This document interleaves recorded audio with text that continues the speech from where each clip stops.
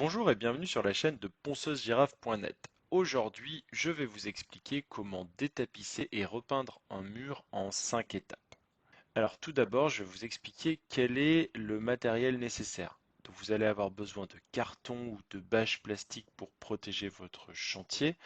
Donc moi j'aime bien souvent quand je prévois un chantier, les cartons, on se fait livrer de plus en plus de choses, et ben les cartons vous les mettez dans un coin et comme ça vous fait une bonne protection et vous n'avez plus qu'à compléter par quelques bâches plastiques. Ensuite vous aurez besoin de scotch de marouflage, je vais vous expliquer après pourquoi. Une décolleuse à papier peint, ça je vous le conseille vivement. Une spatule, une ponceuse télescopique ou à défaut une cale à poncer, du papier abrasif de grain 120 à 180, un chiffon, de l'enduit de rebouchage et bien entendu de la peinture pour repeindre. Si il vous manque du matériel, vous trouverez en description le lien vers l'article complet avec la sélection de ce que j'utilise moi personnellement pour détapisser et repeindre un mur. Alors je vous propose après pour le tuto de partir sur cette photo-là. Imaginons que vous souhaitiez enlever la tapisserie du mur. Ok. Donc numéro un, vous allez devoir préparer la pièce. Donc pour ça, il faut déjà protéger le sol et enlever tous vos meubles. Donc là par exemple, on va enlever le lit, la table de chevet, la chaise, le bureau et bien entendu sa lampe, les rideaux, hein, les rideaux à la fois les petits rideaux et les rideaux occultants, et le tapis au sol. Ça, tout ça, vous enlevez. Si vous ne pouvez pas enlever les meubles et que vous manquez de place, dans ce cas-là, vous allez devoir les protéger. Donc les housser avec de la bâche plastique, par exemple. Bon, sachant que le lit, je vous recommande quand même vivement de le déplacer. Donc, une fois que vous avez enlevé tout ça, vous protégez bien votre sol. Là, on voit que c'est du parquet, il ne s'agit pas de l'abîmer. Donc, vous mettez bâche de protection ou carton et faites attention aussi à la jonction des sols. Alors bon, là, c'est peut-être pas le cas là-dessus, mais moi, par exemple, j'ai détapissé un mur à l'étage et c'était une mezzanine. Et en dessous, il y avait plus de tapisserie, mais une mezzanine qui était quand même bien réalisée. Et en fait, les gouttes d'eau ont perlé en dessous sur le mur, donc faites attention. C'est une étape de bien calfeutrer, vérifier la jonction entre votre sol et votre mur pour être sûr que ça ne descende pas plus bas. Parce qu'après, ça vous fait des taches en plus sur le mur d'en dessous à nettoyer.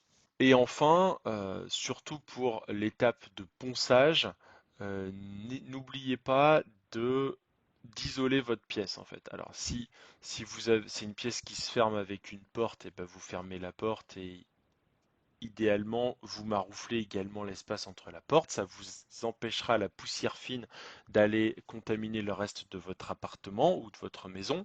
Mais parfois, il y a des arches entre deux pièces, par exemple, et donc là, vous pouvez utiliser une bâche de protection que vous scotchez, et ça vous fait un petit peu comme, vous savez, c'est un peu comme dans les films, quand les truands s'apprêtent à commettre un meurtre, ils calfeutrent tout, bah là, vous faites pareil, mais vous n'allez pas commettre un meurtre, hein, mais vous faites pareil, comme ça, quand vous poncez, et ben vous êtes sûr que la poussière reste sur votre chantier et ne va pas contaminer le reste de votre logement. Donc ensuite, pour décoller le papier peint, moi je vous conseille d'utiliser une décolleuse à papier peint. Et si vous avez une utilisation occasionnelle, vous trouverez des modèles à moins de 50 euros qui sont tout à fait efficaces. Donc ce type de machine va tout simplement projeter de la vapeur qui va permettre de décoller le papier peint facilement. Généralement, il va tomber tout seul. C'est vraiment ce que j'ai souvent rencontré. Et parfois, il est nécessaire d'utiliser une petite spatule pour aider le papier peint à tomber, quoi. Si vous ne souhaitez pas investir dans une machine, c'est également possible. Ça sera bien sûr plus long et plus fatigant. Vous aurez besoin dans ce cas-là d'une éponge et d'eau tiède, donc avec un seau, hein, et qui va dissoudre la colle, et ainsi qu'une spatule. Voilà. Donc, vous imbibez copieusement votre mur avec de l'eau tiède. Vous laissez le papier s'imprégner 5 minutes, puis vous tirez sur le papier délicatement afin de le décoller. Vous pouvez là vous utiliser une spatule si besoin, notamment pour démarrer. Si lors du processus vous avez un petit peu de tapisserie qui reste encore collés sur le mur, et ben vous répétez l'opération, vous les mouillez à l'éponge et vous les enlevez grâce à la spatule.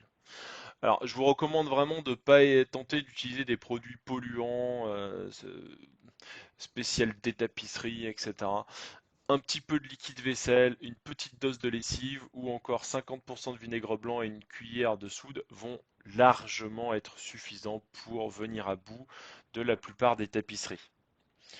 Enfin, petit tips, vous pouvez également utiliser un fer à repasser ou une centrale vapeur afin de projeter de la vapeur sur le mur. Mais faites attention, restez à bonne distance du mur et tirez sur le papier dès qu'il est bien imbibé. Et également, faites attention à ne pas vous brûler, hein. Ça, c'est un petit tips de moyen, j'achète rien. Faites attention, hein, du coup, s'il y a des machines spéciales, c'est également pour une bonne raison. Ensuite, une fois que vous avez enlevé la tapisserie, vous n'allez pas pouvoir peindre directement. Vous devrez d'abord enlever tous les petits bouts de papier restants et également obtenir une finition lisse et parfaite avant de peindre. Donc moi, dans un premier temps, ce que je vous recommande, c'est d'inspecter votre mur. Vous regardez s'il y a des trous qui ont été causés parce que des fois les tapisseries elles sont posées sur du plâtre par exemple, donc quand vous détapissez ça part un peu avec. Donc dans ce cas-là, je vous conseille de reboucher avec de l'enduit. Si vous avez un mur qui est très abîmé, vous pouvez acheter de l'enduit à préparer. Si vous avez que quelques petites retouches, ce qui est vraiment le plus rapide, c'est d'acheter un tube d'enduit déjà fait. Et solution intermédiaire, vous avez des pots d'enduit. Une fois que tous les trous sont rebouchés, je vous conseille de poncer l'intégralité de votre mur. Donc là, ce que je recommande toujours, c'est d'utiliser une ponceuse girafe. Si vous n'en avez pas, vous avez une vidéo qui s'affiche vers ma vidéo sur les meilleurs modèles de ponceuse girafe. Pourquoi utiliser une ponceuse girafe? Bah, si vous détapissez un mur, ça vous évitera de travailler en hauteur, puisque c'est une ponceuse munie d'un manche télescopique. Vous allez gagner beaucoup de temps et de fatigue en moins. Voilà. Bien entendu, ce système D fonctionne toujours. Vous pouvez également utiliser une petite ponceuse, vous allez y passer beaucoup plus de temps, 3 fois plus de temps.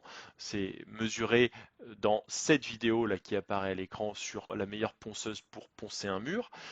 Et si vraiment vous ne souhaitez pas investir parce que c'est tout à fait entendable, hein, si vous avez un mur dans votre vie à détapisser, vous pouvez peut-être passer beaucoup de temps à le poncer à la main et dans ce cas-là, vous avez besoin juste d'une cale à poncer. Voilà. Une fois que votre mur est parfait, faites attention. Si il est en enduit, c'est bon. Vous pouvez le repeindre. Si il n'est pas en enduit, qu'il est en plâtre, vous allez devoir appliquer une couche d'impression avant peinture. Sinon, en fait, quand vous passez votre rouleau de peinture, eh ben, vous allez accrocher les petits bouts de plâtre. Ça va être horrible en niveau finition. Et après, il vous reste plus qu'à nettoyer vos murs avant de peindre. Donc si vous avez utilisé une ponceuse aspirante, ce que je préconise, vous n'aurez qu'à passer un petit chiffon humide et attendez bien que ça soit sec avant de peindre.